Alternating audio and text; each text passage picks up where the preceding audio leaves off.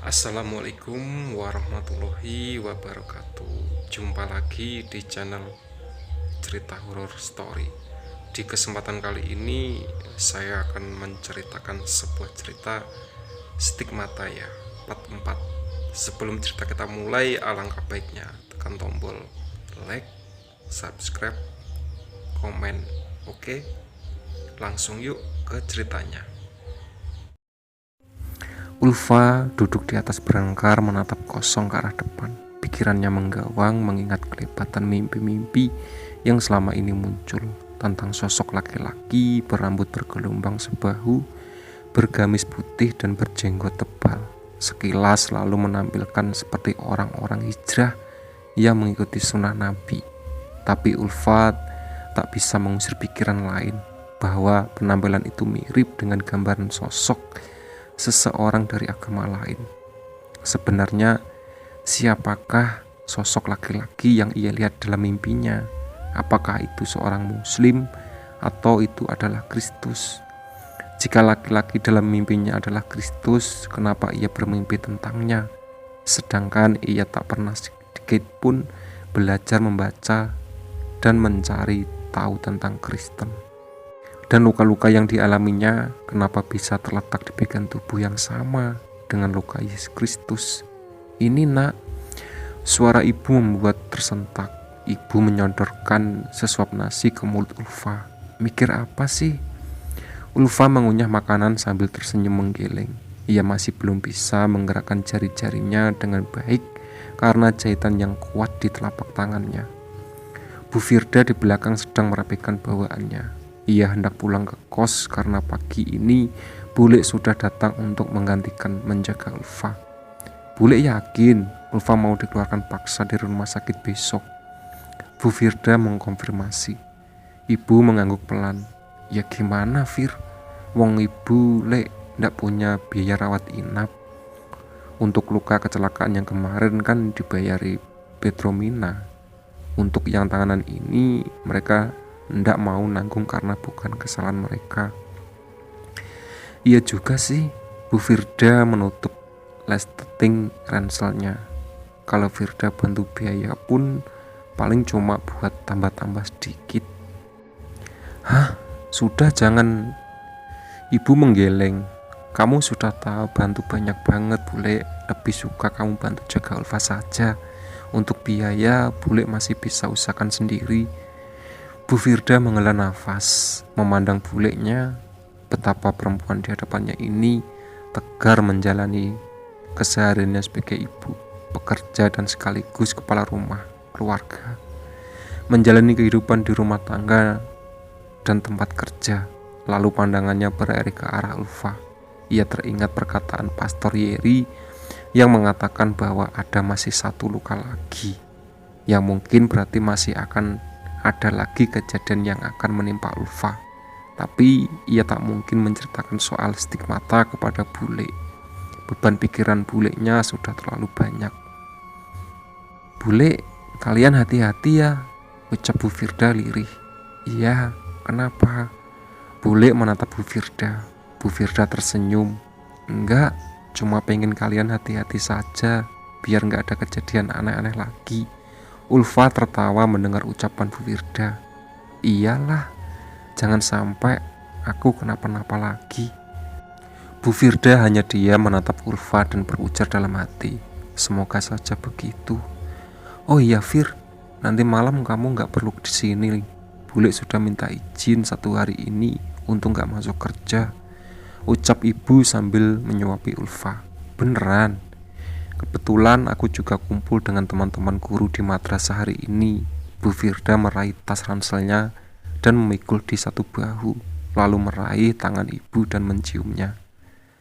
Aku pulang Bule. Iya hati-hati, ibu tersenyum. Astagfirullah, ibu tersentak bangun. Sambil mengecapkan mata, ibu melihat sekelilingnya. Rupanya ibu ketiduran saat duduk menemani Ulfa di samping ranjangnya. Rupanya rutinitas bekerja dan mengurus rumah sendirian mau tak mau membuat mereka sangat kelelahan. Sambil menguap lebar, ibu mengusap wajahnya untuk mengusir kantuk. Lalu ia melihat ke arah ranjang Ulfa. Kosong. Selimutnya telah bersingkap terbuka, namun Ulfa tak ada di ranjangnya. Ponselnya bergeletak di dekat bantal. Ibu melihat ke arah jam dinding yang menunjukkan pukul 1:15 dini hari.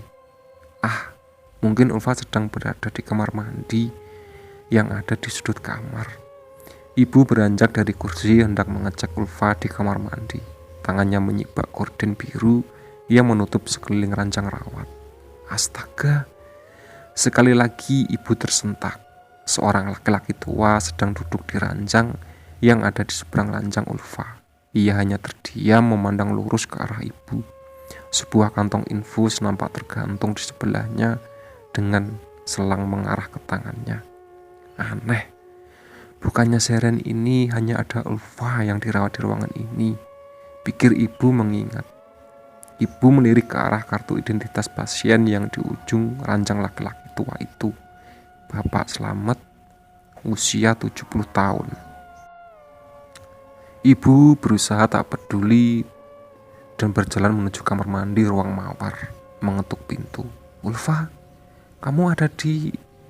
Rupanya pintunya tidak dikunci. Ketukan ibu membuat pintunya terbuka, memperlihatkan bagian dalam kamar mandi yang kosong dan gelap. Lampunya saja tidak menyala.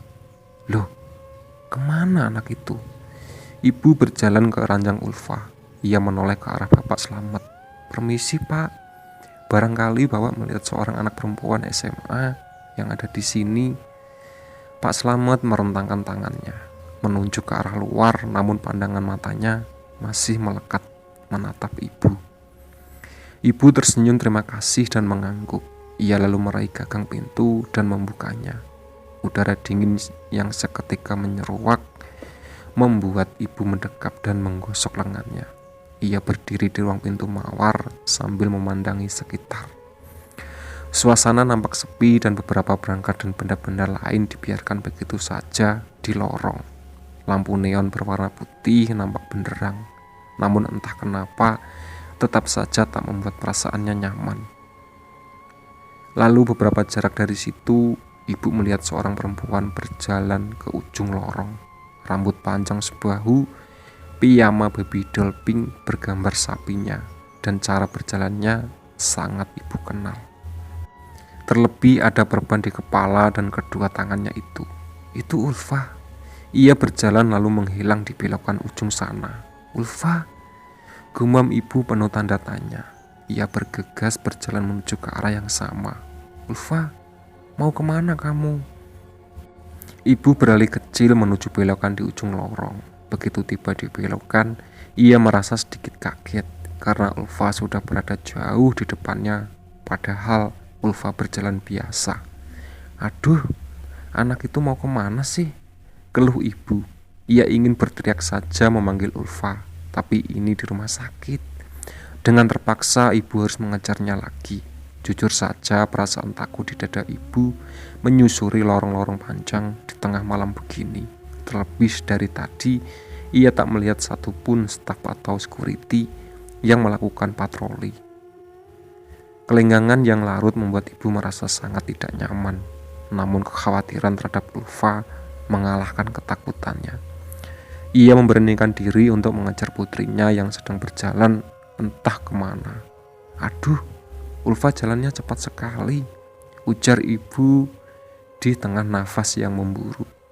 Beberapa lamanya ia terus mengejar Ulfa yang berjalan pelan, namun jarak antara mereka tak berkurang sama sekali. Ibu sedikit bernapas lega saat Ulfa berhenti berjalan, namun seketika ibu kebingungan karena Ulfa tiba-tiba membuka pintu dan masuk ke ruangan di sebelah kanan. Mata ibu lekat menatap pintu yang terbuka sambil terus berjalan mendekat. Ia lalu menengok ke dalam. Kosong. Sebuah ruangan berukuran 4x6 berisi satu meja komputer dan kursi lipat.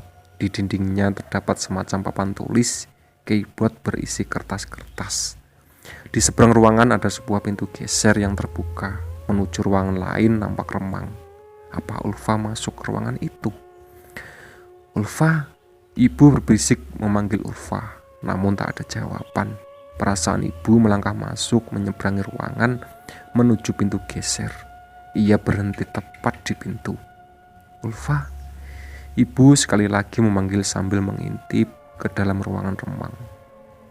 Ruangan di balik pintu geser berukuran jauh lebih besar. Di dalamnya ada sebuah lemari besi besar dengan banyak tutup persegi yang sekilas seperti loker di pabrik tempat bekerja. Di tengah ada beberapa meja yang tertutup tapak putih. Hawa dalam di ruangan itu terasa sangat dingin karena AC. Ibu melihat saklar lampu tak jauh di depannya. "Ulfa, kamu di sini." Ibu melangkah masuk dengan tangan terlentang hendak menyalakan saklar. Klik. Tepat ketika ibu menekan saklar, ia mendengar pintu yang menutup. Sontak ibu menoleh ke belakang. Benar-benar pintu seberang ruangan telah tertutup. "Aduh," seru ibu sebal. Ia lalu mengalihkan pandangan ke tengah ruangan. Ia melihat Ulfa. Ulfa tengah berdiri diam di depan sebuah meja. Ia menunduk menatap lurus ke arah meja tertutup taplak putih. Rambut panjangnya menjuntai menutupi wajahnya. "Ulfa," seru ibu setengah berbisik.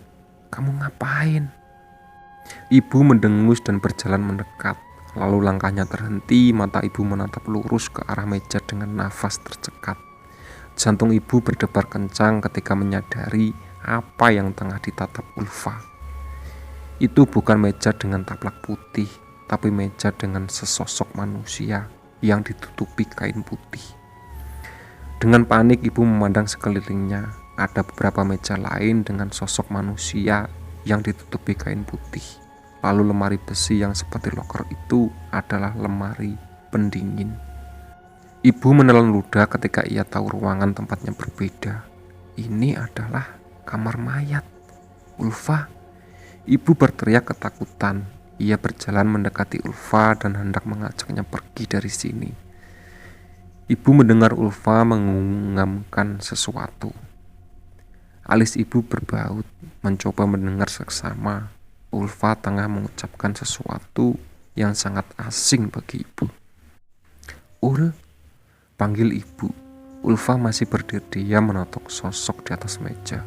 Ibu mendekati Ulfa bertahan dengan tangan terlentang. Ia hendak meraih bau Ulfa. Kret.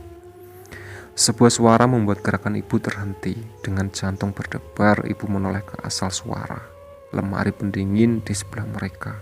Suara itu terdengar lagi. Ibu menahan nafas. Suara itu terdengar dari dalam sana, seperti suara kuku yang menggores besi. Lalu mendengar suara dari dalam lemari lainnya. Lalu dari lemari sebelahnya. Satu persatu ada di dalam lemari pendingin terdengar mencakari besi. Ada pula suara gedoran tangan. Astagfirullahaladzim. Ibu segera meraih pundak Ulfa dan menariknya. Namun Ulfa tak bergeming sedikit pun. Ia tetap berdiri, menunduk menatap ke arah meja. Ibu seakan sedang menarik tembok. "Ulfa, ayo pergi." Lalu ibu mencium sesuatu. Ia mencium aroma wangi yang perlahan semerbak memenuhi ruangan itu. Aroma yang terasa begitu pekat. Wangi melati. Ya Allah, apalagi ini? Kepanikan yang sangat setika melanda pikiran ibu. Di tengah suara-suara cakaran bergedoran dalam pintu lemari, ia terus saja berusaha menarik putrinya pergi. "Ulfa, Ulfa," seru ibu memanggil-manggil. Terdengar suara tawa lirih dari mulut Ulfa. Ia membuat seluruh tubuh ibu seketika merinding. Ibu menahan nafas. Ia melepas tangannya dan berjalan menjauh. Ibu menatap lekat ke arah Ulfa sambil terus berjalan. Lalu mata ibu membelalak lebar. Kain putih di meja depan bergerak. Sosok yang berbaring di atasnya perlahan bangkit duduk dengan kain putih masih menutupi. Lalu sosok di atas meja sebelahnya juga perlahan bergerak duduk. Innalillahi. Ibu berbalik berlari menuju ruangan depan. Ia meraih gagang pintu yang tertutup, menggerakkan knop pintu, terkunci. Dengan panik ibu memutar-mutar knop pintu yang tak bergerak sama sekali. Air mata mengalir dari sudut mata ibu. Bibirnya bergerak cepat mengucap istighfar berkali-kali. Suara lirih Ulfa terdengar di belakangnya. Ibu melirik sekilas. Ulfa berjalan mendekat dengan rambut menutup wajahnya. Di belakangnya nampak berdiri sosok tertutup kain putih yang mengikuti. "Tolong!" Ibu berteriak sambil menggedor pintu. "Tolong, Ibu!" panggil Ulfa dengan suara lirih yang membuat kaki ibu serasa lemas. "Ya Allah, ya Allah!"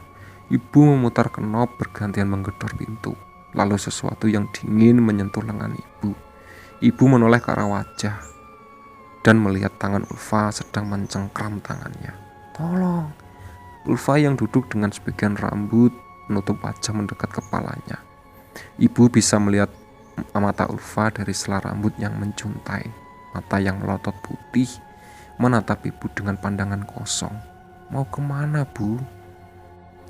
Dan sesudah berkata demikian, serulah ia dengan suara keras. "Lazarus, marilah keluar." Orang yang telah mati itu datang keluar. Kaki dan tangannya masih terikat dengan kain kafan, mukanya tertutup dengan kain peluh. Kata Yesus kepada mereka, "Bukalah kain-kain itu, biarkan ia pergi." "Tidak!" Ibu memukuli tangan Ulfa berusaha melepaskan diri dari cengkraman Ulfa yang begitu kuat. "Ibu!" panggil Ulfa lirih. Ia memeringkan wajahnya hingga hampir terbalik, mendelik menatap ibu. Rambut panjangnya menjuntai, menyentuh badan ibu yang gemetaran ketakutan. Sebuah seringai lebar tersungging di wajahnya. "Lepaskan!" Ibu meronta sekuat dan mata terpejam. "Astagfirullah, astagfirullah." "Ibu bangun, Bu."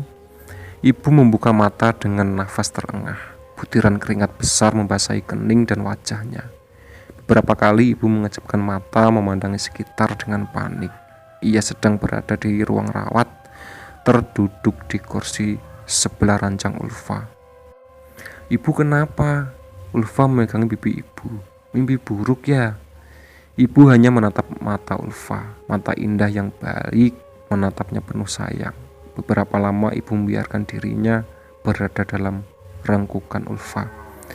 Jendela di dekat mereka menunjukkan secerah cahaya pagi yang bersinar di langit timur. Kicau burung yang berterbangan menandakan bahwa malam telah berlalu. "Cuma mimpi." Ibu menghela nafas panjang, memeluk Ulfa. "Syukurlah semua itu cuma mimpi."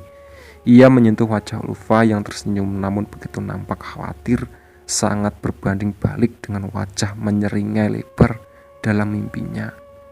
"Anakku." Ibu menciumi Ulfa, lalu memeluknya lembut. Jam 13.22. Mesin mobil menderu pelan seiring dengan laju sebuah LCGC yang menyusuri jalanan Sundoro. Mobil itu melaju santai, meninggalkan sebuah kedai makan di belakangnya. Setelah 1 jam lalu meninggalkan rumah sakit, terlihat Bu Firda dengan fokus berhati-hati dengan semua di hadapannya.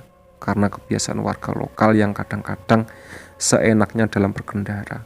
Ia duduk di samping Bu Firda sambil melirik ke arah Ulfa di belakang. Ulfa sendiri tengah asik mengamati keadaan di sekitarnya. Setelah bosan berhari berada di dalam kamar yang sama. "Ini mobilmu, Fir?" Ibu bertanya penasaran. "Ya tentu saja." Ibu Firda tersenyum. "Bukan, ini aku pinjam punya temanku. Gaji guru kayak aku, beli mobil gini bisa bikin masuk surga, Bule." "Maksudnya?" "Ya karena akhirnya tiap hari harus puasa, pahalanya numpuk-numpuk," candanya. Ulfa di belakang tertawa terbahak mendengar jawaban Bu Firda. Ibu nampak senang melihat putrinya kembali ceria. Kini mereka sedang dalam perjalanan pulang. Semoga tidak perlu kembali ke rumah sakit. Mobil seakan melambat saat Bu Firda menginjak rem. Lalu mobil berhenti di persimpangan lampu merah, tepat di mana Ulfa mengalami kecelakaan pertama. Sebuah alat penghitung mundur menunjukkan mereka akan berhenti sekitar 45 detik. Ulfa menarik nafas panjang. Ia merasakan semacam perasaan tak enak berada di tempat ini. Bu Firda melirik Ulfa lalu real view lalu tersenyum padanya. Tenanglah, jalannya sepi kok.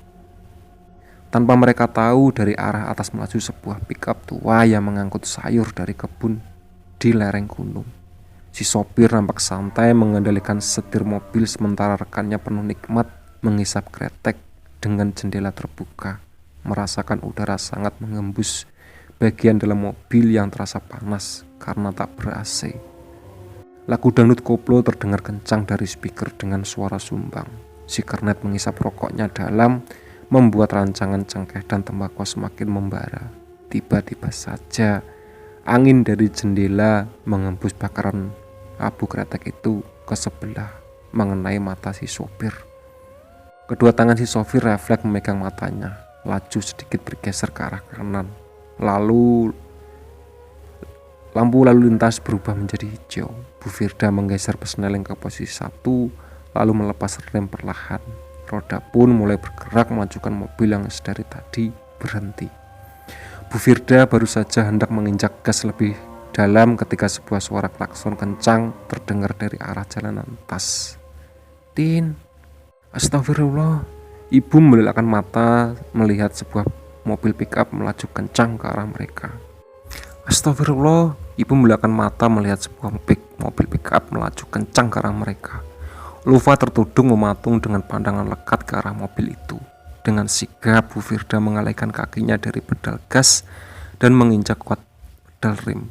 Mobil berhenti tajam, membuat semua yang berada dalam sedikit terjerembab karena inersia. Namun mereka tak memperdulikan itu, sebab pandangan ketiganya terpaku pada mobil pick-up yang tepat melaju ke arah mereka. Kernet yang melihat ini segera meraih setir dan membanting setir. Mobil pick-up sedikit menukik dan lolos melewati mobil LCGC dengan jarak beberapa senti saja. Mobil pick-up itu akhirnya berhenti setelah menyerempet pembatasan jalan sejauh berapa meter, menyisakan Ibu Firda dan Ulfa yang berada di dalam mobil mengelus dada dengan jantung tak karuan. Beberapa lama kemudian mobil memasuki jalan utara area sebuah perumahan. Jalannya kecil, hanya cukup satu mobil dan motor berpapasan. Namun suasana di tempat itu nampak hidup oleh ramainya teriakan dan tawa anak-anak yang bermain. Bu Firda berkali-kali harus menginjak setengah rem untuk melambat laju mobilnya. Matanya awas melirik kanan kiri karena jalanan penuh dengan barang-barang warga. Kejadian tadi membuat sangat waspada. Ibu dan Ulfa sudah mulai tenang dan kembali bercanda. Setelah berbelok di depan, mereka akan tiba di gang rumah. Lalu Bu Firda memutar setir. Mobil berbelok di tikungan. Di depan nampak rumah tetangga yang sedang direnovasi, sebuah scaffolding darurat yang dibuat dari kayu jambu dan bambu berdiri di depan rumah. Aduh, aku lupa bilang Pak Bagong sedang betulin genteng dan talang. Ibu menepuk jidat. Apa kita turun saja? Bu Firda menyempitkan matanya. Bisa kok bule, mobilnya masuk, itu masih lebar sisa jalannya. Ulfa menahan nafasnya. Ia memejamkan mata dan berdoa saat mobil mendekati susunan kayu. Lalu dengan sangat perlahan Bu Firda melajukan mobil. Sempit namun masih cukup untuk Bu Firda melewatinya. Mobil pun berhenti tepat di depan rumah. Alhamdulillah, sudah sampai, ujar ibu senang. Ia membuka pintu dan membuka kunci gembok pagar. Ulfa tersenyum. Akhirnya ia bisa kembali menikmati kasur di kamarnya sendiri. Ulfa meraih handle pintu mobil dan mendorongnya terbuka lebar. Ia memakai sandal jepitnya lalu melompat turun. Ulfa berteriak kencang. Ulfa, kenapa? Bu Firda yang baru saja turun segera berlari menuju Ulfa yang sedang terduduk di depan pintu pagar.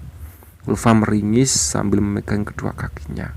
Di dekatnya sebuah kayu kecil tergeletak, sebuah kayu dan dua paku mencuap dengan ceceran darah di dekatnya. Astaga. Oke, ya itu tadi cerita dari Stigmata ya, part 4. Ditunggu part selanjutnya. Oke.